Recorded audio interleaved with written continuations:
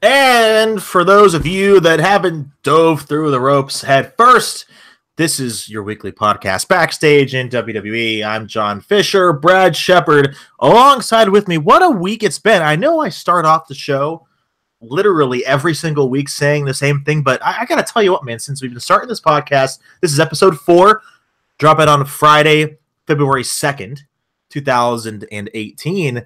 We have gotten some pretty darn good pro wrestling, and I am not afraid to say I've marked out, because I am one, way more in the past couple of weeks than I possibly have all of last year combined. What say you? Bradley, hi. Hey, how's it going? Yeah, it's been another big week in the professional wrestling. Since we haven't had football, or MMA, or really anything, wrestling kind of took over the world for a week. Yeah, that'll be changed in 2020, though. We'll have the XFL, and we'll have no off season. We'll have football all year round. Okay. We'll see. Okay. In 2021, will that still be the case? We don't know yet. Stay tuned. We'll see how far they get. But I gotta say, dude, NXT TakeOver, Royal Rumble, Monday Night Raw, SmackDown Live. It's kind of hard to find a lot of negativity. And for me, I've tried to change my tone over the years. I've always tried to look in the good or see the bright spot of a segment from top to bottom, Saturday to Tuesday. I think it's hard to do that. There were some things on Monday that I would have changed personally, and I think my intro to the show kind of gave that away. However, the consistency has been there for about 72 hours, and it feels damn good. It really does. I wouldn't go that far. Really? Am I being too optimistic? Well, I mean, I think you're obviously being optimistic, and there's nothing wrong with that. No, there's not. Damn it. But yeah, I wouldn't go that far. I mean, there was some good and some bad. I think it was a mixed bag. All right, so let's get into that mixed bag. Mixed bag of potato chips, it is. We're going to start with Saturday, NXT TakeOver. Philadelphia. I got to watch it at work because I don't have a life on the weekend. And I'm sitting there, and there were a lot of times I got out of my chair. My coworkers looked at me very awkward. And you gotta understand, I work in television. I work for the NBC affiliate in Pittsburgh, Pennsylvania, so you know where I live. I trust all of you way too much. And I saw myself really enjoying the show. And let's not forget who it all starts with for the viewer, and it's the commentary table. Man, they did... and I'm a Mauro Ranallo guy, but wow, did Percy Watson surprise me. I thought he was excellent. Yeah, I thought Percy Watson actually did a pretty nice job considering. I mean, normally they have the 3-man and Nigel had the flu, but yeah, I mean, I was surprised. He's normally the weak point, but I thought he did just fine with Mauro. If anything, Mauro was kind of a bit of an annoyance on commentary, in my opinion. So let's talk about that. Why? It's the pop culture stuff. I don't like it. Yeah, it's kind of like overly forced, and I think that's probably what it is. It's just like overly forced, too much of it. And, I think he's really good, obviously, but, when he falls into that trap of going, too hard, too fast on the pop culture stuff, it just tends to, not really resonate. So who's to blame, though? Is it, it's not Vince. Vince isn't sitting there being that guy in his ear telling him that he's, an idiot, or, oh, well, you shouldn't say that, or I don't know. I don't get it. I really don't. He is such a great MMA and boxing announcer. Why doesn't that translate? And I know they're different, but you know what? I've announced too. Announcing is announcing, no matter what sport it is. I've announced field hockey to basketball to volleyball. You have a style and you stick to it, and I don't see where he's getting what he's doing. Well, when they scored a goal, did you say "Mamma Mia"? I certainly didn't talk about the Kardashians whenever I called a goal. Well, that's probably a good thing. Yeah, the audience would have really loved that. Mostly the male demographic. That would have really knocked it out of the park. You know, kind of like, I don't know. I could have gotten a real downhill joke, but no, Percy Watson was very good. I like the 2-man. I'm not a 3-man guy. Yeah, me either. But that's Vince's thing now. Is the 3-man.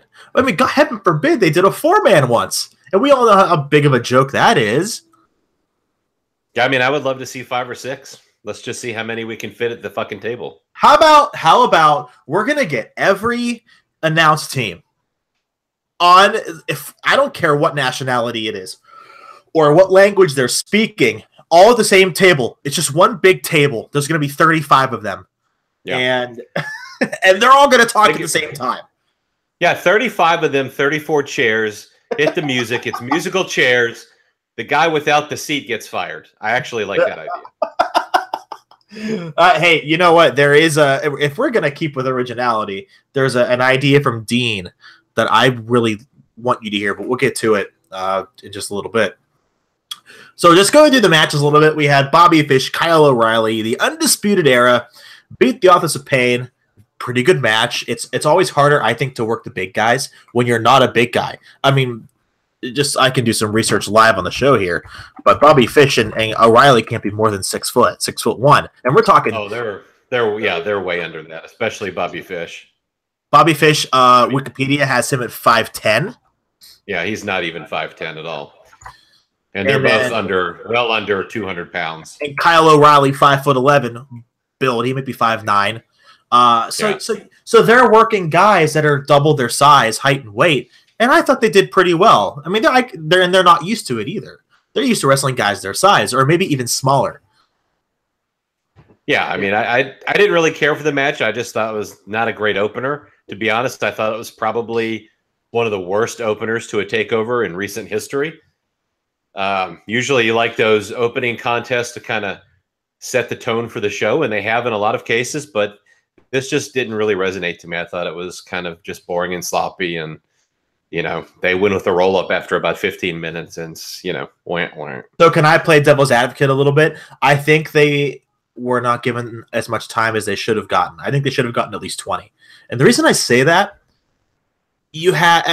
Almas and Gargano deserved that half an hour slot, but why did you have to give Ember Moon and Baszler 10? You knew the angle that it was going to be. Snap the arm, go for the pin. Right? So why? They could have taken a couple minutes from Ember and Shayna and given it to that tag. Maybe give them a little more time to tell a story in the ring, because that's why the main event got 5 stars from Mr. Meltzer. It was able to tell a story. They had the time to do it. And let's not forget, these 4 guys are good wrestlers that were in that tag match. Yeah, I mean, I think the Authors of Pain belong in the main roster.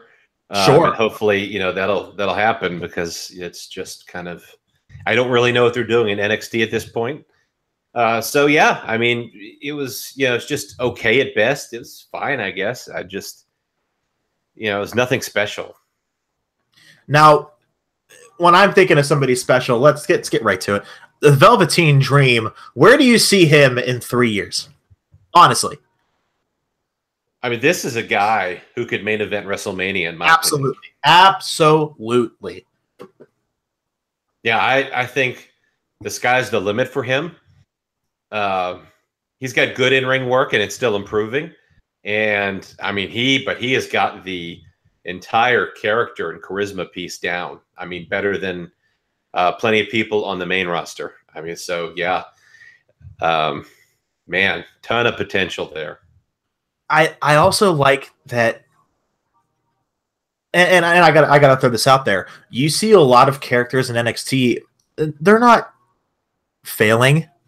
I think failing is a very strong word. They're not as original after Dusty Rhodes died. Let's be honest. Dusty Rhodes helped create characters like Bayley, Sasha Banks. I mean, Charlotte kind of was, we knew what she was going to do. But even male wrestler Sami Zayn, I could go on, but we're in a less creative world in Tampa, in Orlando. Dusty, that he was their creative spark. He knew how to get people over with writing. You're not seeing that. Dream is honestly the first guy, in my opinion, to really step over that and do it himself. Yeah. Well, I liked Patrick Clark on Tough Enough, and also in MCW as well. He was a tag team with Leo Rush, who I got to interview, and I thought those guys were a great tag team, the friends in real life. And I've always thought Patrick Clark was good, so I'm very happy to see him with the Dream character and doing really well. Although I have to be honest, I didn't really care for the match with Cassius Ohno. I thought Ohno just looked slow and sloppy at times, and not a great match.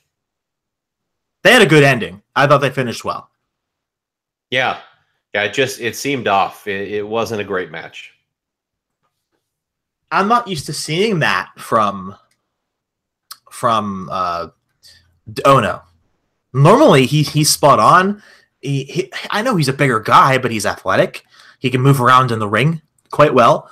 The guy is a tremendous storyteller. It shocked me. It shocked me because you had Shayna Baszler, who has wrestled, 2 TV matches, and their squashes, and her and Ember put on a better match.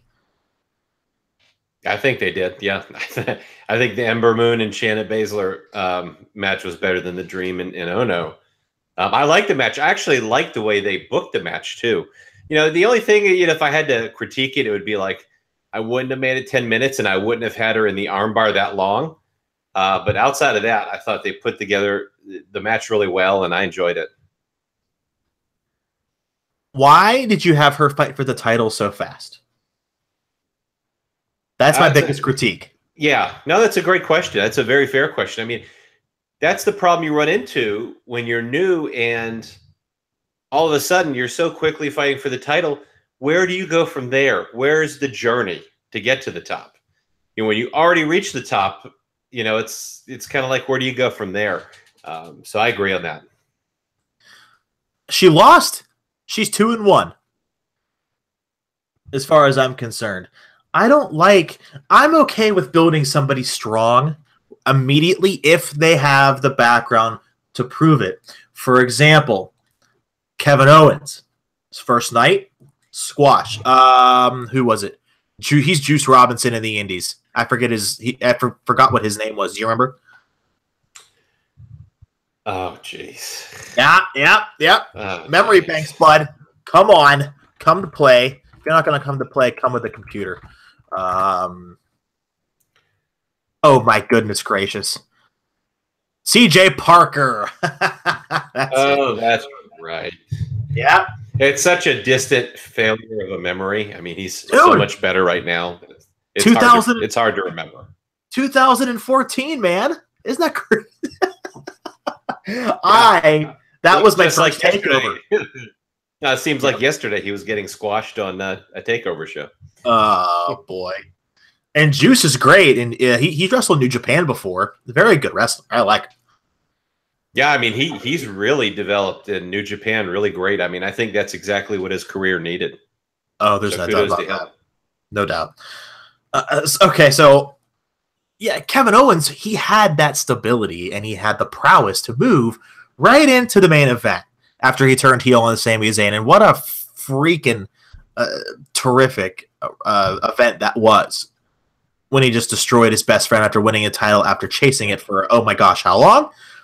It worked out so well. It really did. So, okay, you have Ember and Shayna. They did okay. They did really well. Aleister Black and Adam Cole. Talk about that. What do we got there? Great match. Oh, jeez. You disagree? Well, it was a very violent match. And so I guess in the regards to spots and physicality, it was good. I'm just... And we'll get into it, but I mean, Adam Cole took a really bad back bump off the chairs, and I just don't understand continuing that type of ring style when you've got a shelf life in the business. I just don't understand it. We'll get into it. more a little later. Yes, they had a good match. Yes, it was very physical and violent, and I appreciate that. And yeah, so I guess that's that. It's not like they wrestle like that every night. That was an Extreme Rules match, and they had to put on 22 minutes. I'm sure they went. I'm sure they went a little bit over. It's not as if they're going out there and wanting to kill each other like some wrestlers on the main roster. I think they protect themselves a lot better. Yeah, I don't know. I just don't get it, but yeah, it was good for what it was. So let's the main event. Almas and Gargano. You know how I think. I agree with Dave. 5 stars across the board. Yeah, this did not feel like a main event match to me. And I said that on Twitter at the time, and of course... I'm sure you got a lot of heat for that. It was a real unpopular opinion. I'm sure that's a shock. Not that I care. But... Well, yeah. I mean, the thing is... The point I was making, okay, from an in-ring technical standpoint, this was a very good match. There is no denying that.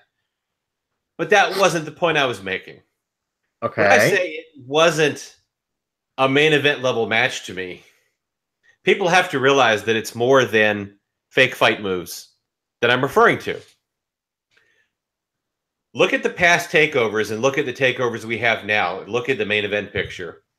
And we've got Cien Almas, okay, who was a jobber before recently being pushed.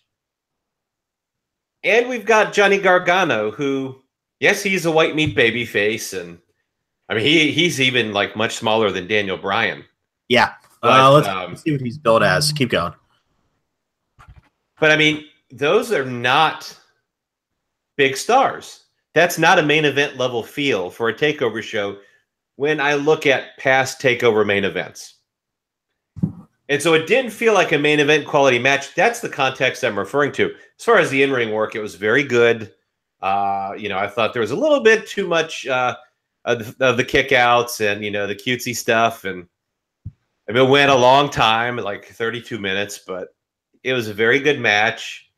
Hats off to both guys, and I totally get that. And the crowd was behind Johnny, and, it was a great story they told, but that would have been like a mid-card match to me. And I know that's probably going to piss people off, but, someone like Johnny Gargano on the main roster just, probably isn't going to work. So I just don't, So I don't know how you have a guy in your alleged developmental be such a big star when, he's not going to work on the main roster. Why would Sami Zayn work and not Gargano? And I already understand that you are not a Sami Zayn guy. I get that. And I know that you don't believe he should be in the main event. However, all that these guys do is put on great matches. They are over. You heard it. And I get that Philly is a wrestling town. NXT fans are a different kind of breed. Right. They keep churning out good matches after good matches after good matches. There's a reason why Owens and Zayn did what they did at, was it Hell in a Cell? And got a huge remarks from everybody. Not just the mark guys like myself, but everybody. White meat baby faces work. Ricky Steamboat isn't that big, but he got it done. Different era, understandably. Yeah, but he got it done. They're no Ricky Steamboat, believe me. Well, as far as a character, yes, they are. Oh, not even close. I mean, what is Johnny Gargano's character? Tell me what Johnny... Who is Johnny wrestling? What does Johnny wrestling mean? They're all wrestlers. What is Johnny Gargano's character? He is the do-it-yourself. Start from the bottom, rise to the top, going through adversity. Sami Zayn, kind of the same way. No, Sami Zayn has a character, at least on SmackDown now. Which is asshole. It's based on his real-life persona. That's why he's had so much heat backstage. That's true. I was told that. That's why he has so much heat backstage on SmackDown. That's just a reality. But, yeah, he's got no character. That's the point I'm telling you. Johnny Gargano has no real character. He's just a small guy who comes out and does good fake fight moves and has good fake fights. Okay, and that's great for NXT, but that's not going to cut it on the main roster. And so I just don't see, when I look at the big picture, is this isn't a main event field to me. And I don't see him, I don't see him being that exception to the rule when he gets to the main roster and really being a top guy. So why is he a top guy in NXT? Fans love him. Well, they love a lot of people. They love Rusev. You don't see him with a world championship reign. I think that is totally different. Rusev should be a main event guy, but Vince is too short-sighted to believe that. And I will never not be stubborn about that. Hey, Vince isn't short, pal. Get it right. No, he is not. No, he is not. I don't know, man. I think I like Cien Almas personally. I think he's a great wrestler. I really do. I mean, he's a great guy. Like, he's a nice guy by all accounts. I know someone that knows him. He's a nice guy. He puts on great matches. It's 100% not personal. This is just my business assessment and my opinion. And we all have opinions, and they all suck. Some more than others. You may not like mine. You may not agree. But at the end of the day, it's still my opinion, whether you like it or not. Okay, you're allowed. Hey, free country, right? Put that in your State of the Union address. All right. Well, that's right. So the Royal Rumble. I am. You know what? I don't care if I claim ignorance on this one. I'm going to skip everything that happened in the pre-show. I just don't care. There was Drew Gulak lost. He didn't get pinned, but he lost. What a crime that is. He should be the star of the cruiserweight division, but it's too late. His star has faded away, much like a lot of people. Much like Enzo's career. You're darn tootin'. So I was just gonna say, like, why has WWE not capitalized on Drew Gulak? Like, he started to slightly get over. Slightly. The fans wanted a PowerPoint presentation. There is no excuse to not have this guy do a 15-minute segment on Raw where he does a PowerPoint segment. Give him this guy. He's pure entertainment. Yeah. I mean, they're just missing the boat. Yeah, it's consistent at least. Oh well. Let it go. I'll let it go. Yeah. The Revival beat Gallows and Anderson. I guess they forgot what happened at Raw 25. I don't think that really counted for anything. Well, I mean, it's 50-50 booking. It is. It really is. Let's all thank the Road Dogg for that piece of brilliance. And Bobby Roode beat Mojo Rawley in a U.S. Open Challenge for the last match of the kickoff show. Yeah, I mean, this was like a lead balloon. I mean, when Mojo Rawley's music hits, it was like I said, it was just like a lead balloon. Now, what I could tell you, I mean, this was changed like multiple times. Like there were three times for sure. Ziggler come out, right? Ziggler and Adam Cole, I think, was the original. Really? Ziggler and Adam Cole, yeah. But they thought, well, okay, so Bobby Roode's going to win. So if Adam Cole comes out and then he beats Cole in 10 minutes, it's like, yeah, that's not really going to do him any favors in NXT. So they decided against that. I don't know what's happening with Ziggler, but I just don't see how at this point the guy's going to re-sign with the company. You had you know what? I liked him at number 30. Put him in the final two if you're going to do that. Give him 20 minutes in the freaking Rumble. The guy lasted 4. Yeah, I mean, what was the point of his entire storyline to walk out on the title and then return at the Royal Rumble and, just get easily eliminated? I just don't, what's the story there? I don't understand. Number 30 was a good spot, I think. And the crowd popped for him. He got a great reaction. What I would have done if I was going to do Dolph Ziggler at number 30, and this is armchair Monday morning quarterback booking. Yeah, on a Thursday night. On a Thursday night as we record this, yeah.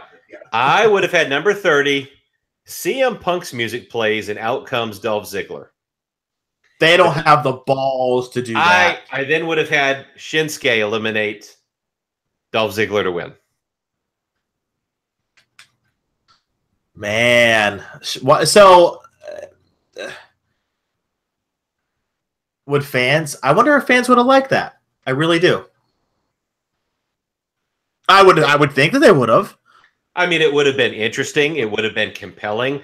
it would have been something different than the expected Cena and Reigns at the end. And, you know, it would have had people talking like that was kind of wild. You know, he plays, they play Punk's music and he comes out, and it would have been a little something different. It would have stirred things up a bit. It would have been something that's not paint by the numbers. And I gotta say, I did like, we'll talk about it in just a little. I liked, you know what, let's do it right now. Screw it. I liked the end. I liked Nakamura and Reigns because, I mean, I know that you and I kind of had a feeling that Shinsuke would win because let's be quite honest, Roman could, he's either going to win a chance to fight Brock at Elimination Chamber, or he could just, you know, they could write it so he just claims a title shot. He could fight Cena. I don't know. And Cena loses. He feels bad for himself. And then Taker says, well, I'm not done with you yet, jerkface. And you know, they could figure it out. So Shinsuke would win. But I like the disparity having the people's guy, which was Nakamura in that case, and the corporate guy, Roman Reigns. And in a nice town like Philly, I really like the ending. Yeah, I mean they resisted Roman winning, so I've got to give him credit there. Yeah, sure. But yeah, I mean Roman's going to win at Elimination Chamber. He's going to go on to face Brock and defeat him at WrestleMania. So yep, yeah, that is what it is. But I did like the idea of someone other than Cena or Reigns winning. So I thought they did good on that part. And I thought overall the Rumble match itself, I mean, I thought they really did a good job overall of putting it together. I did too. I really did too. Yeah, I mean, it's definitely the best put together Rumble in at least several years. Oh, because last year's was a train wreck. Yeah. Oh, yeah. Rusev starting it off was hot. Finn Balor at 2. Great decision. 2 guys that are over put on because they wait. It doesn't feel like 90 seconds between 2 and 3. I think they let them go a couple minutes and then they bring the next guy out. At least it just feels that way. I'm pretty sure it probably isn't. But the 2 guys started it off perfect. The Sami Zayn heel turn to take out Dillinger, also very clever. I like that too. And there were just a lot of small decisions, like booking decisions, that I really liked. It was a good Rumble. I was very happy. I mean, obviously, I wasn't overly pleased about the Baron Corbin thing, being a big Baron Corbin mark. But I mean, you know, they tried to protect him. Like they knew he wasn't going to win, right? And so they tried to protect him by, okay, we're just going to put him in and he won't be in long. We'll have some flukish thing. He'll get mad and he'll beat people up, and you know, that'll be our way of protecting him. And so they did that. I mean, I still hated it. Like Finn Balor eliminated him. Like, could Finn Balor really throw him over the top rope? Let's be honest here. I saw you immediately. You also texted me immediately. I did. All the ha-ha-has I had in my thumbs. Yeah, I think you used all the characters you could in that particular text message. But yeah, I mean, it's fine. It is what it is. They wanted to protect him because he wasn't going to win, and you know he should have got the big push last year. They wanted to, and of course, you know, you can't speak out about CTE. No, you can't. Yeah. So let's just skip over the 2 tag matches. Disappointed, man. Very disappointed.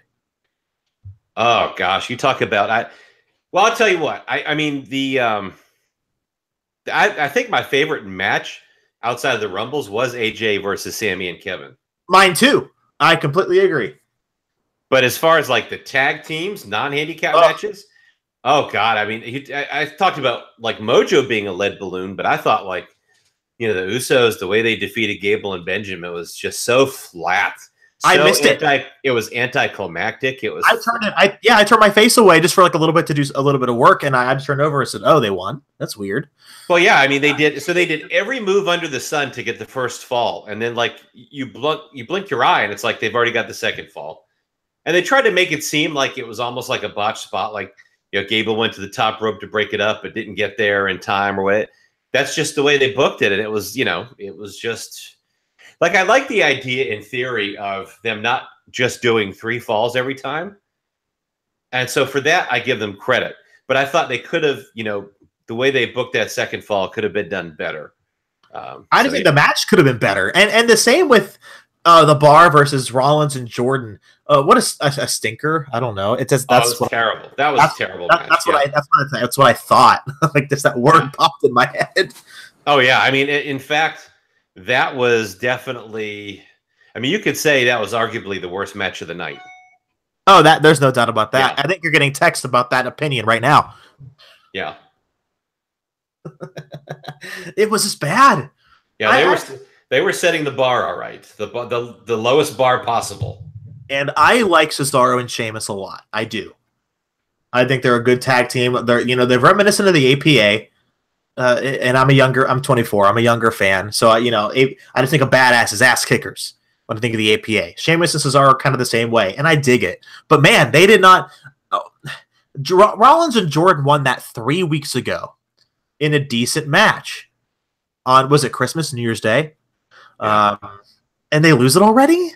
Like, well, Jason Jordan's hurt, and Seth Rollins is hurt as well. But I think Jason Jordan's injury is worse, and so he may or may not be able to wrestle at Elimination Chamber. We'll see. Really? Wow. Yeah. Do you have an update on either of those injuries? Well, and Kevin, for that matter. Let's just bunch up all three. I don't think Kevin's has really changed. He's working through it, and he's not wrestling. It's lightened up a little bit, as far as what they're giving him workload wise, but he's working through it. And same thing with Seth Rollins, who's got a back injury. But it's Jason Jordan that's the most concerning. He's got a neck injury, and he's allegedly even losing some grip strength because of it. So yeah. So he's going to be a wait and see if he can wrestle at Elimination Chamber. Wow. You don't want to. Well, he's supposed to be part of that. So we'll see what happens. But you don't want to push that. I mean, it all goes back to what I say about how you work, and again, we'll get into it, I guess, in a little bit again. But the injuries are just piling up. Yeah. Okay, Women's Royal Rumble, and we're going to do this week a little bit differently. Before you get our hot takes, let's hear from Mr. I Am Petra. That is Dean, getting right to the point. And I guess he booked himself. He named his own segment, which is very odd. That's not surprising at all. Okay, well. I do give him this. I already listened to it, but I'm excited for you to hear it. A very original idea for the women's championship angle. Really, I think this is an awesome idea. And you know what? Without going overboard, here it is. I'm going to pick with WWE about WrestleMania, but I'm going to save that for next week. This week, I'm actually going to sing the WWE's praises for their best booked match in years. The women's inaugural Royal Rumble. When I criticized Raw last week for not taking advantage of the moments they could have had at Raw 25, it was like they heard me, and they decided to make sure that those moments that needed to be in the Royal Rumble, the first Women's Royal Rumble, those moments were there. You had the way that the newer generation reacted to women like Lita coming into the ring, Michelle McCool, Trish Stratus, the way that they were just okay, these are people I grew up watching, now I'm facing them in the ring. And the way that they delivered, Lita, Tori, Michelle McCool, even Vicky Guerrero for her role, fit her role perfectly in this match. The match made Sasha look like a boss, despite Corey's commentary, which I think, of course, was very deliberate and for a purpose. The look on Charlotte's face when Sasha threw Bayley out of the ring was outstanding. You had Kairi Sane showing that she is a future star. You had Lita delivering a moonsault with the "You Still Got It" chants. You had the Kofi spot from Naomi. You had Ember Moon selling her injury well in her moment with Asuka. You had women like Trish and Asuka mocking the boss, Sasha Banks. Yeah, and Asuka's gonna kill you chant. The Bella twins, one turning on the other again. You had The moment that I marked out for the most was Trish and Mickey, and the crowd followed it. They knew the history. They knew what they were seeing. They knew that it was something special. You even had brief interactions with Sarah Logan and Sonya Seville from Absolution and the Riot Squad. I would have loved to have seen more of those two getting together in the ring, actually. The bottom line is they did it right. Congratulations, WWE, on doing something right. Now, the only debatable thing about what they did right or wrong was at the end. Ronda Rousey. I think what they did was better than having her be in the Royal Rumble and winning it. I think there's women who aren't happy about her being there and getting a WrestleMania match right away, pointing up at the sign and everything. I loved Asuka slapping her hand away. I loved the hesitation on the handshake from Stephanie. I loved them kind of digging Stephanie like, you know something about this, and her just kind of playing it off. It remains to be seen how good of a competitor Ronda will be. She will sell tickets. She will sell subscriptions. That's her job. So she has to be a part of WrestleMania in a high-profile match. I get that. I don't think it necessarily stole Asuka's moment because they foreshadowed whether or not she would pick when they had Nakamura pick right after his match. So they did a little foreshadowing that maybe they'd do that here, and they turned it a different way. So I'm willing to see where they go with that storytelling, and I think they're, of course, they're waiting until Elimination Chamber is over to make Asuka pick, and that'll buy some time for whatever Ronda Rousey's going to do. So I'm not that against it. They had to introduce her somehow to make the build to WrestleMania count. And now I'm interested to hear what you guys think because I've given you the bottom line because I said so. And so that leads into the idea that he sent me right after that. And he thinks, and I have not heard of this idea before, for what Asuka should do is challenge Alexa and Charlotte. Dean called it a triangle championship match. He said the rules will be all three women wrestle at the same time. Again, we're armchair booking here. If Alexa gets the first pin or submission, she retains the Raw Women's title. And the match continues with Charlotte and Asuka. If Charlotte wins the first fall, she retains the SmackDown title, and Asuka and Alexa continue for the Raw title. Just like, vice versa. If Asuka wins the first fall, she gets the title she wins, and Alexa and Charlotte fight for the remaining belt. They can shift the rosters, and it's a new concept. So your thoughts on everything. What do you think? Okay. I mean, I thought the Rumble, the women's Royal Rumble match was, it was good. Technically, I don't think it was very good. Like, I think it was sloppy as far as the in-ring work, but I think the entire presentation was good. And yeah, I like some of the surprises. My favorite moment was also Mickie James and Trish Stratus.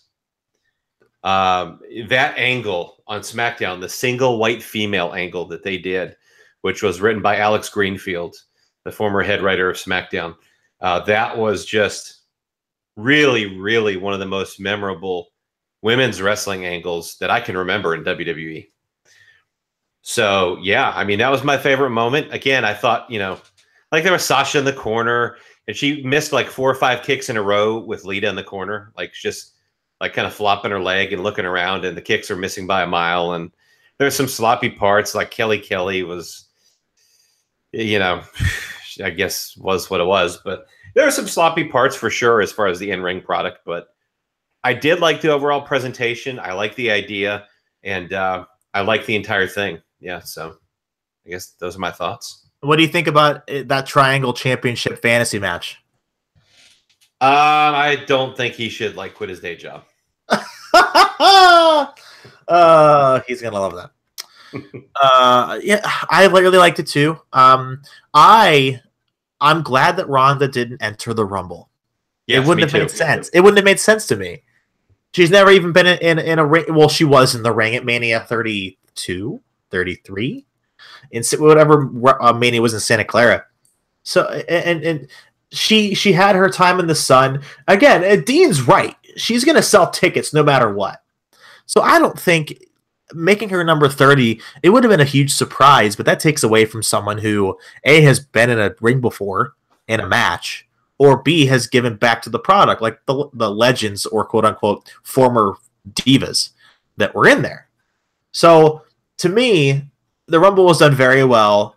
I was very surprised how good it was. I didn't have much faith, to be quite frank, but I think it had a lot of things that allowed me to look at the women's evolution, whatever the heck they changed that, and have faith, really. And we saw a little bit of that on Raw. Where to begin? Seriously. Well, before we get to Raw, I have some news. Go ahead. Is it breaking? They are It is. Oh, boy. Yeah, they're doing the NXT tapings tonight. Oh, I don't want to know spoilers. I'm a fan, dagnabbit. Well, I'm going to tell you anyway. If you don't want to know, fast forward maybe a couple of minutes. Can I fast forward? No. You must listen. Because at the NXT tapings tonight, Johnny Gargano lost a last chance match and is apparently leaving NXT. Really? He lost to Cien Almas in a last chance match. They did the whole deal. It appears, he said goodbye, and it appears he's going up to the main roster. I can only presume, hell, he could go up to like 165 live. They had that. he is listed as 5'11" on Wikipedia. So yeah, that's like way off. Well, okay. We'll be seeing him on. We'll see him on Raw. I hope they do it in a good wrestling town. So there's more cheers than no reaction for people that don't know him. So that's good. That's cool. I'm happy for him. I think that'll be fun. But wow, I thought he had a chance to really shine. Win the NXT title. Prove that he could carry the brand a little bit. I guess not. Then I wonder who's going to beat Almas for the belt and when. Yeah, I mean, Almas is he's ready to go to the main roster himself. He is. That's a good question. Almas, if he was just like maybe, several inches taller and like, 30 pounds heavier, I think he would be has the potential to be a big star on the main roster. And I think that's probably his biggest downside. But yeah, I mean, he's doing well in NXT now. I mean, this is a guy at one time who was, unhappy and allegedly going to quit. Well, certainly, I'm sure Triple H talked him out of that real quick. with a few things, for example, NXT title, Royal Rumble appearance, things like buzzwords, right? So, all right, Monday Night Raw, which we might see Johnny Gargano on in a couple weeks. Who knows? I guess they'd have to wait, huh? Wait for the NXT shows to wrap up. Yeah, you would think. I mean, I'm probably somewhere around. Maybe it's the night after WrestleMania. Maybe it's. Okay. It'll be in the next next month or two. You would think. Yeah. I could see that. Yeah. So we're looking at a couple of highlights in the Elimination Chamber match. They had a couple of qualifiers, and of those qualifiers, Braun Strowman's in the match. Elias beating Woken Matt Hardy. John Cena beating Finn Balor. But the one that I really want to focus on is the Cena and Finn Balor main event. That went about 12 to 15 minutes. I was very surprised at how well they booked that. I know you're Finn's on your blacklist because of him eliminating Baron Corbin. Yeah, you got to hand it to those guys, though. They kept Finn strong. Cena had to win, and we all knew that. It remains to be seen what Finn's going to do at Mania, but he's going to have a high-profile match of some sort, maybe the Intercontinental belt. But it was a good match, a good main event, well booked. I was pleasantly surprised. I really was. Yeah, I mean, if the goal was to keep Finn strong, I mean, Finn's not going to be like a top guy or anything, but he's going to be in that B-plus player upper echelon. Yeah. And so if the goal was to have him loose but protect him, they did a really good job with that. And AA off the top rope. Two AAs, actually. He hit one earlier in the match. Yeah. Yeah.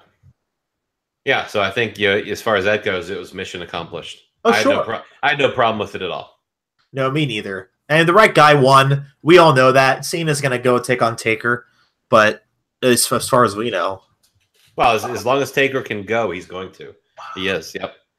One thing I wanted to talk about, and we've kind of been alluding to it with the comments about the work rate and, the different moves and the injuries. And Sasha Banks had her match versus Asuka on Raw, and she did a dive where she almost killed herself. Literally. And after that, Mick Foley took to Twitter and said, I really don't want to see Sasha try that dive again. Too many close calls. Time to take that item off the menu. Am I allowed to be entirely blunt? Is that okay? Am I? We are not PG. Well, I don't want to judge. That's my problem. I know, again, we're all wrestling quote-unquote analysts. She's an idiot. She's just an idiot. How old is Sasha? 25, 26? Yeah, she's not old. She's like mid-20s. She's 26. She's 2 years older than I am. Actually, she just had her 26th birthday, just 5 days ago. You just saw what happened to Paige. Her career might be over at 24, 23. She didn't do any of those dives. She was a safer wrestler than Sasha was. And she's going to go dive on her head? Accidents happen. But that's the second time on the main roster alone. She did it a third time in NXT. Cats have 9 lives. Wrestlers don't. Benoit, what happened to him? Extreme circumstance, maybe not comparable, but follow me here. You have Benoit doing what happened to him, pumping his body full of very evil things. He wasn't himself when he died. Eddie Guerrero, his heart exploded because of everything he did to his body. Wrestlers before that passed away because of one thing or another. What the hell is she doing? I don't want to see her wrestle ever again. Ever.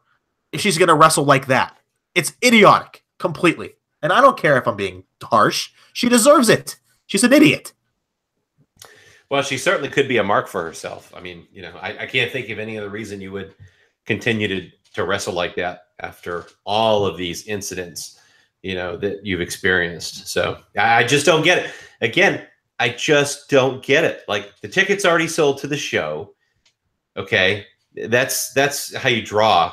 You draw by the story and getting them into the building. And, she could put on a perfectly suitable match without that dive, and everybody would have still loved the match. And so I just don't get it. I don't get it. And I won't get it. And somebody's got to be telling these wrestlers, this is not what we should be doing. But instead they kind of, they let them go out there and kill themselves, 250 nights a year, and they encourage it. I just don't understand it. I just don't get it. You can have a good match without killing yourselves. Yeah. Look at John Cena, CM Punk. Daniel Bryan was a little bit more aggressive, but he slowed it down near the end of his tenure as a wrestler. What is she? Why? She sees the past right in front of her. And look at Edge. Edge retired 10 years early. Sheamus might retire early. He might be a different circumstance. He didn't wrestle aggressively. Christian, too many concussions. Jeff Hardy, I bet, can barely walk backstage. She sees these examples, learn from me.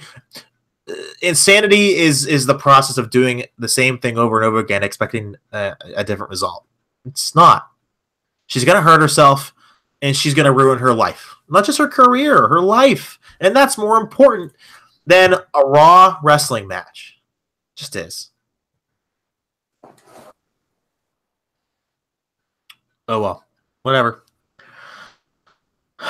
So, Jonathan Coachman. Yeah, what'd you think about him replacing Booker T on commentary? I'll miss Booker. I will. I love Booker T. I do too, man. He's he's kind of wacky. He just says sometimes the most ridiculous things, but it's funny. Yes, he's entertaining. He's a character. He's larger than life. Yeah. And God, it's so many deadbeat personalities. It's like you finally have a guy, and yes, he says absurd things, and sometimes they make no sense. But I mean, Jesus, he puts some life into the commentary. I mean, it's some personality. I really think though that Coachman's going to get groomed to take Michael Cole's spot as play-by-play, and they're letting him learn. I'd rather have him next to Jim Ross if you want him to get better, but that's just one man's opinion. I don't think Michael Cole's very good. He's there for a reason, I suppose. You're just saying that because he blocked you on Twitter. Dude, I got to be quite honest. I don't know why he did. I have never on Twitter publicly shamed Michael Cole. I swear. He has blocked me since my junior year of college, which was 2013. I don't know what, or 2014. I don't know what I did. I really don't. I mean, I'm not missing much, but still, honestly. Oh well. All right, so you gotta talk about SmackDown. Not an eventful show, from what I'm hearing. No, there's one thing, and I want to get your thoughts on this. So, the afternoon of SmackDown Live, right before the show, Daniel Bryan went on to social media and announced in a video a new top 10 ranking system to determine the most talented, I guess most athletic, and the best locker room leadership. And that'll be used to determine who deserves future opportunities. That's how they're going to book the show, in kayfabe, of course. And so it's a vote by the superstars themselves. Really? Shane or Daniel Bryan can't vote. But yes, in kayfabe, this top 10 system, based on athletic skill, talent, and locker room leadership, is going to determine future opportunities. That's the new idea, and obviously they're trying new ideas to see what would work. But what are your thoughts on that? I kind of like it. It will suspend disbelief so much that the more realism that's there, I think people will gravitate towards. I think it's a good idea, a very good idea. They haven't had a ranking system ever, right? Or do they have it in like the mid to late 2000s? Yeah, I mean they've had a ranking system, but this is based on most talented, most athletic skill, and locker room leadership. Now, I hate the idea. Why? Now, why? Why is just Baron Corbin won't be near the top? Or well, he will if the writers write him in. He will be. But I just don't understand. Like, if you're going to have a top 10 and you're going to determine it based on anything, why the hell would it not be based on who wins the most damn matches? Is this not professional wrestling? I understand it's a TV show, but it's a TV show about fake fights. And if you can't win the fake fights, why would you get a top opportunity on the show to begin with? I don't know. Can you tell me what is most talented? What does the most talented mean? Most talented to me is someone that can put on the best matches. Someone that is... But who cares if you lose every match? What does it matter that you put up a good fight? It's just it's another layer to the onion. Okay, most athletic skill. What does that mean? Like Shelton Benjamin's more athletic than a guy like Yokozuna. So what is it? Is it a drop kick? Is it a flip over the top rope? Is it what sure. is it? Yeah. Okay. Yeah. So we're now encouraging the ring style that's shortening their careers and injuring them. That's great. What's locker room leadership? Can anybody tell me what locker room leadership is in a fucking fake fight TV show? No. What is locker room leadership? Now you're just being critical. Okay. Well, I don't know what it is. What is locker room leadership in the context of a TV show? What does that mean? You're thinking way too hard. Yeah, clearly. I mean, I didn't think much about this. I mean, I would agree. Oh my gosh. I would say give it a chance. Jim Carrey said it best. Maybe there's a chance. Maybe there's a chance it could be good. Let it play out. It hasn't even happened yet. Wait. Good. I hope it doesn't. It's going to. I just don't. It's like if you're going to have that, it should be based on who wins the most matches. Anyway, maybe that'll be a factor. You don't know yet. Well, they just announced what the factors would be. That's enough. That's enough out of you. Okay. Moving on. Baron Corbin cutting a babyface promo. Did I read this right? How about you base it on who's got the best gear, the best ring gear? Who's got the nicest smile? That'd be me, but... Well, then good. You make the top 10 list. I get good! Good. Okay. Baron Corbin. Yes! He beat Ty Dillinger. I'm sure you loved that. Oh, I loved every second of it. How long did the match last? Be it like 2 minutes, 3 minutes? Not long. It was weird because they have Ty Dillinger like cut this babyface promo, and he's talking about like his opportunity being taken from him last night, and it was, and then he turns around and gets squashed. I loved Ty Dillinger in NXT. I really did. It's a damn shame. I mean, if he's a 10, he is the perfect 10. I would love to know what like a 9 is because he never wins. He doesn't cut great promos. He has no real character. He is the perfect 10. Whatever that's his gimmick. What does that mean? Oh boy. That's enough. That's enough. All right. Okay, AJ Styles and Nakamichi versus the cab driver and Kevin Owens. Talk about this, please. I just goaded you right into that. You didn't nothing out of you. I pull out the Vince Russo nicknames of indie wrestlers he hates, and you don't say a word. And I love these, all 4 of them. I love them all. It killed me to do. I don't love all 4 of them. Sami Zayn has had me blocked on Twitter for some time. Why do you have to be rude?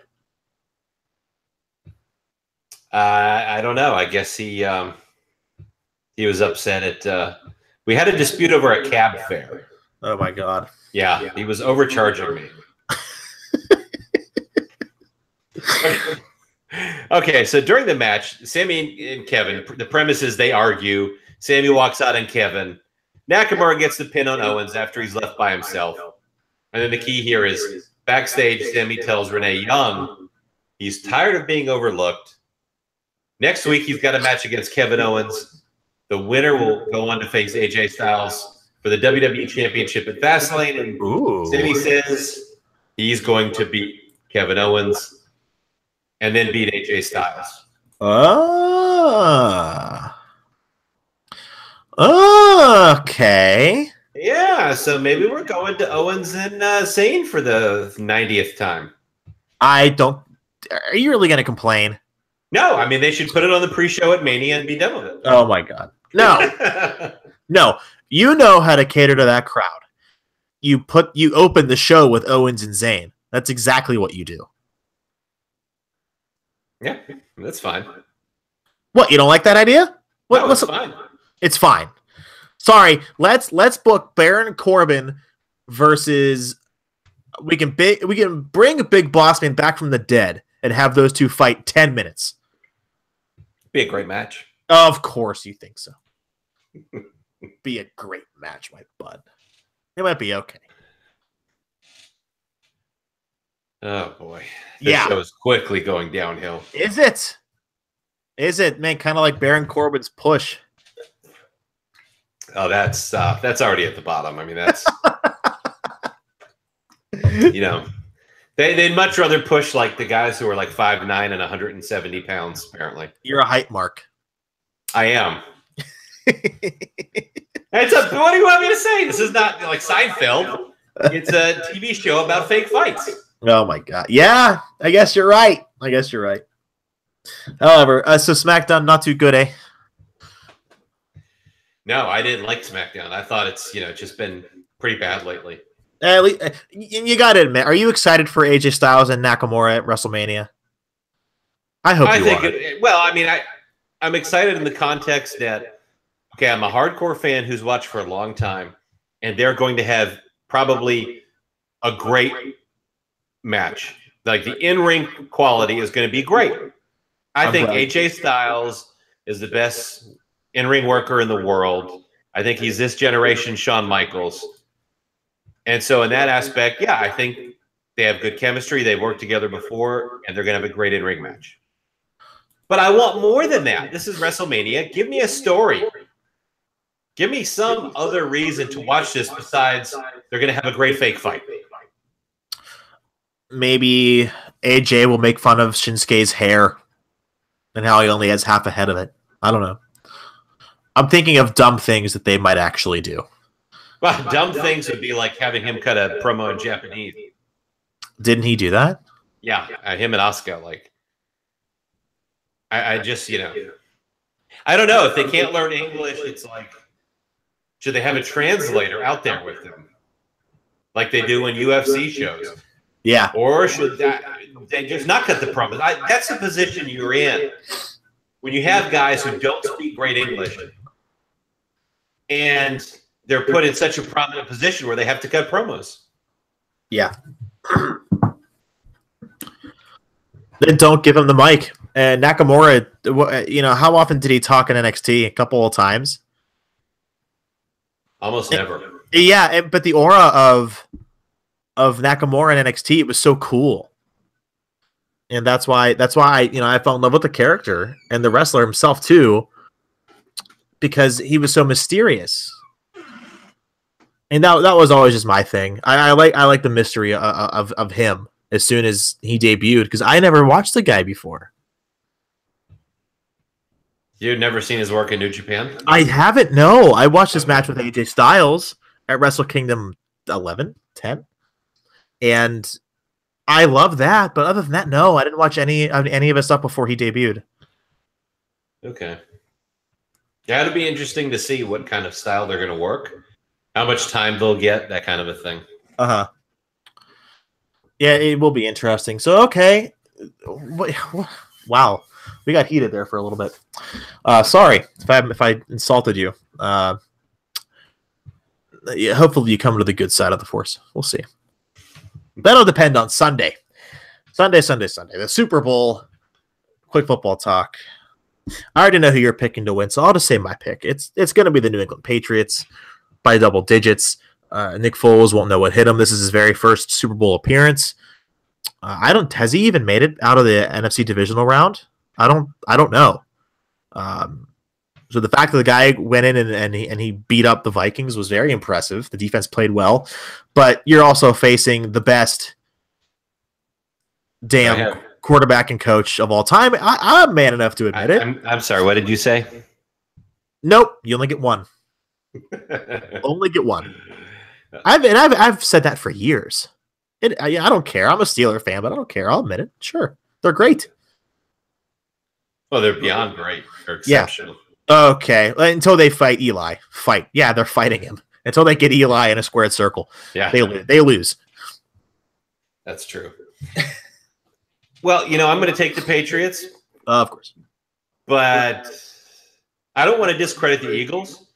I think they have a really good team. They've surprised me in the playoffs. They've gotten further than I thought they would. Oh, sure. Me too. They're just such a well-rounded team. Imagine if they had Carson Wentz. I think this game would be a lot closer than people would think. Yeah, I don't know. I mean, it could be a 3-point game. It could be, a 14-point game. I just don't know. I'm going to take the Patriots, but the Eagles are a good team, and they shouldn't be overlooked by any stretch of the imagination. Absolutely. Yeah, I still have New England, but they would tie the Steelers as the only teams with 6 Super Bowls. So I'd like to see next year an AFC title game with the two of them. See who can get to and try to win the most. I think it'd be fun. I already know what would happen there, but until Brady snaps his leg in half. But in an unforeseen circumstance.